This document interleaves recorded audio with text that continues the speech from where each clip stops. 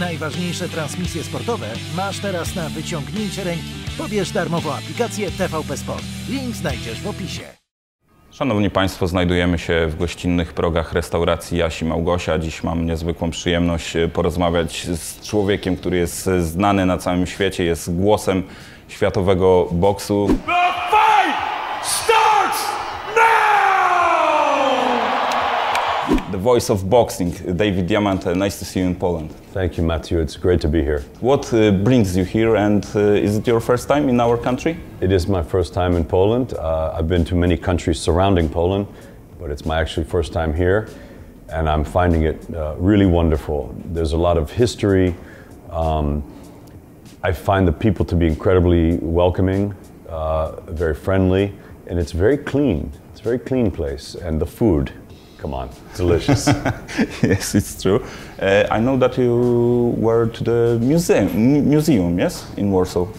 Yes, we have been to the Warsaw Museum, to the Jewish Museum, to the Museum of Powiek jail. Yes, we went to the tall building to the top. We're trying to see really a lot of history of Poland, and it's very interesting. And so much, you know, Poland sits in a part of the world between many, as you know now, obviously with what's happening in Ukraine. It's a very interesting place for world politics, so there's been a lot of things that have happened here, and I'm finding it incredibly fascinating. History is your passion? You know, I have many passions. Of course, boxing is a big passion. Food is a big passion. Travel. But a big part of travel is history and culture. So whether it's having a nice bowl of gyrik or, you know, golonka, you know, a nice piece of golonka, some herring, some great food, learning about the history, talking to the people, going to the nightclubs. We've also done that. You know, I've met some really wonderful people here, and we're just having a really great time. And there's also a lot of boxing fans, which is also nice. Mm-hmm. Okay, so let's talk about your job. Please tell me, how did you get into boxing? Because I know that you're a musician. Do you still working as a DJ? Well, I was a musician many years ago, and a DJ also. But I always trained boxing. I loved boxing, and I loved the announcers. And I just melded my two passions of boxing and entertainment into that.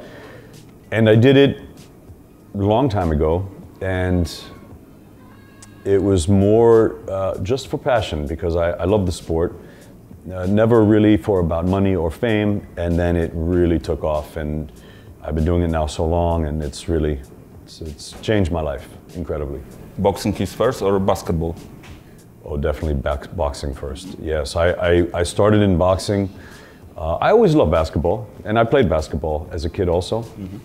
But boxing was my passion, and I worked in boxing for a long time, and then the NBA came. I did 6 seasons with the NBA, the Brooklyn Nets, mm-hmm. And then I went back to the and I still did boxing during the NBA, but not as much. And then when I leave NBA, it's full-time boxing. Mm-hmm. Please tell me, how do you prepare for your job? Is it true that you, before the event, you talk with every fighters to make sure how you should read their names? Oh, absolutely. It's very, very important. I mean, there's a lot more prep than that. You know, I host a podcast, Matchroom Radio with David Diamante, and every week we have a new guest. We also do open workouts, we do the weigh-in, there's a press conference. So there's a whole week with the fighters. It's a whole lead up, it's not just fight night that leads to the culmination. But the truth is, Matthew, I've known most of these fighters for many years. But even still, I will go to them and ask them every single detail, because it's very important to me. These men and women are going to the ring and giving possibly their life. They're putting everything on the line. I want to show the ultimate respect to them. The least I could do is say their name correctly, their hometown, and how they would like a nickname, anything like that. The most difficult name have you ever read? Do you remember? The most difficult name? Maybe Polish boxer. Have you announced any Polish boxer? Yes, many. Yes, many. Maciej Strichu Sulecki and Adam Kownacki and many Polish boxers over the years. But I don't find the name too difficult, because if They have to just say it slow and I can listen to it, then I have it. You know, I think maybe Joseph Parker, the heavyweight, he is Samoan, and he has a name, Lupe Soliai La'ule Ale Maliatoa. That's his Samoan name. So that's a little tricky, but even that I have. Yes, please tell me about your hallmark. The fight starts now. Every ring announcer have to have such a characteristic thing to be remembered? Yes. Oh, I don't know if they have to have it. I think it's important for every announcer or every entertainer to have their own style. For me, what it is, you know, when you read all the judges and the commission and the referee and the sponsors, there's many things. People in the audience sometimes, it can get them a little tired. But when you finish that, and now it's time for the meat and potatoes, right? Now we're getting to the gronka, the good stuff. You know, now we want to bring them back.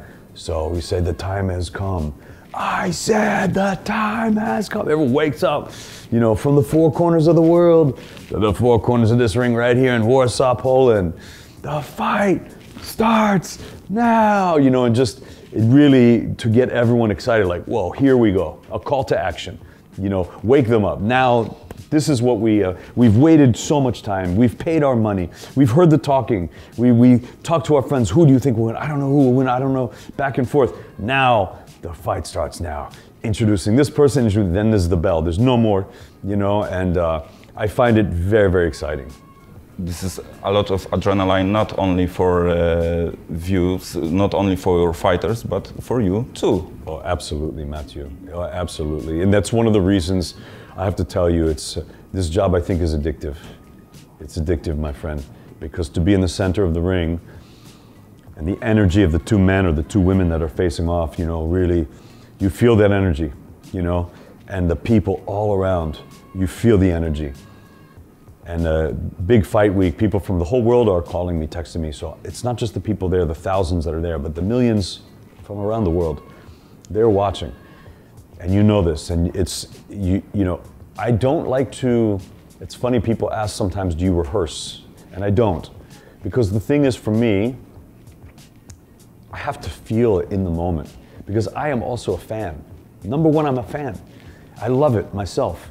I'm not just there to collect a paycheck. I'm there for the real feel of it. I just love it. And so how I feel in that moment when I say the names or when I do it, that's really honestly how I'm feeling. And I hope that that translates to the fans.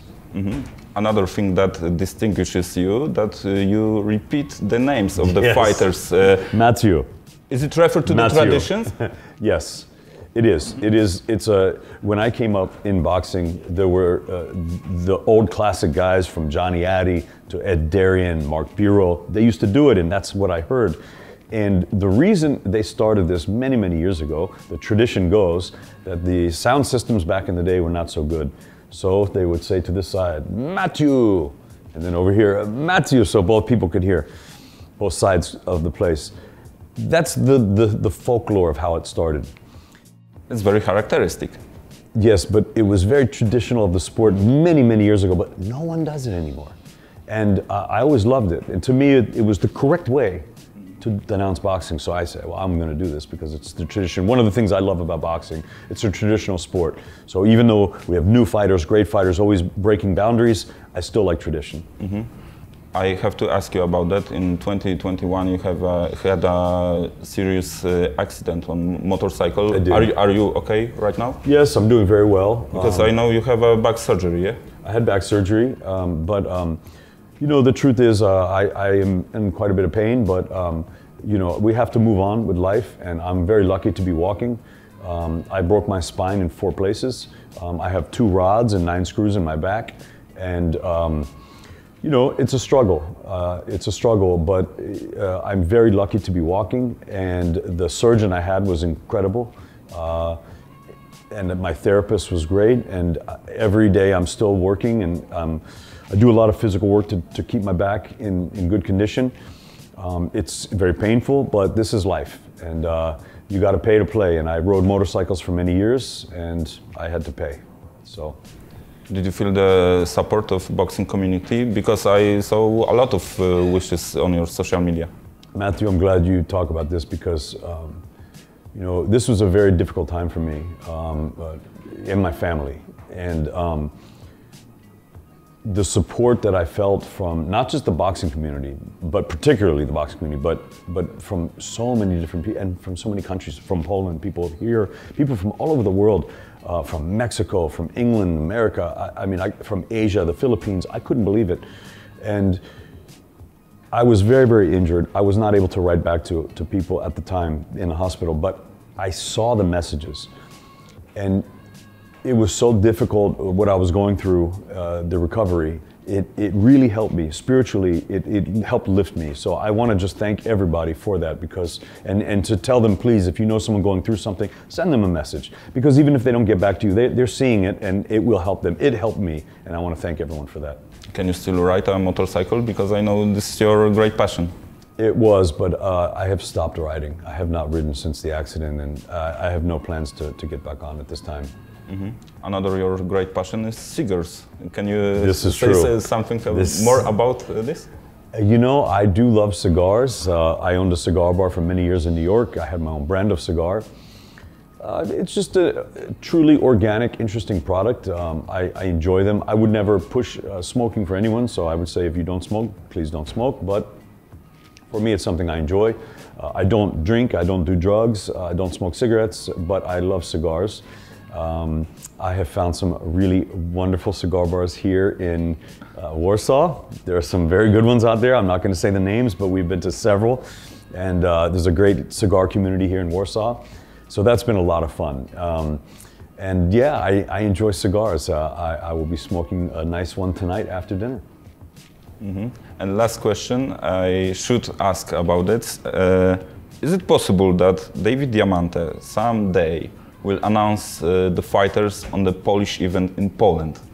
From your lips to God's ears, I hope. I hope one day. And I hope one day soon. You know, I've announced in Russia, Latvia, Bulgaria, many countries very close to Poland. Why not Poland? Let's do Poland. Let's have some fights in Poland. I think there's an incredible fight history here. Many great boxers come from Poland. We even today visited the grave of a very famous trainer that just passed away, God rest his soul, here in Poland. So there's such a great history of the sport here and so many great Polish fans. And people have been coming up to me all week. I've met a lot of Polish fans. They want to take pictures, they want to autograph. The people have been incredible and very lovely. Why we shouldn't do a fight here? I hope soon. I hope too. Thank you very much. It was a great pleasure for me. Thank you. Okay. Thank you. Okay. Dziękuję. Okay. Dziękuję. Dziękuję.